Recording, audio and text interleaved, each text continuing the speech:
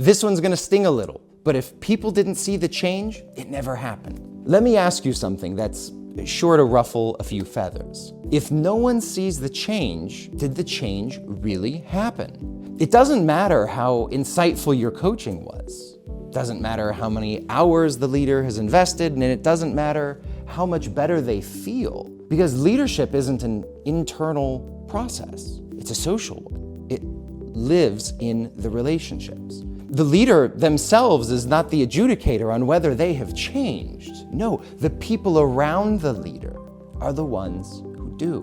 Because that's the only kind of change that matters. The change that people can see, feel, and trust. Now, I've coached leaders who tell me, hey, I'm really working on this.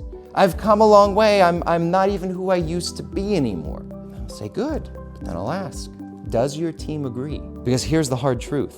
Leadership effectiveness is measured by the experience leaders create for others. And if others don't experience you differently, you haven't changed, at least not where it counts. That's why in Stakeholder Centered Coaching, we don't coach just for insight. We coach for visibility. We put feedback into the process, and we make sure that the people who matter most can see the effort, can recognize the effort, and acknowledge and validate the growth to the leader, because that's what makes real change. So if you're still coaching for internal breakthroughs and hoping the rest takes care of itself, then my friend, you are gambling. And in leadership, unseen change is the same as no change at all. So if you want to coach in a way that makes change so visible, it's impossible to ignore, message me. I'll show you how I do it.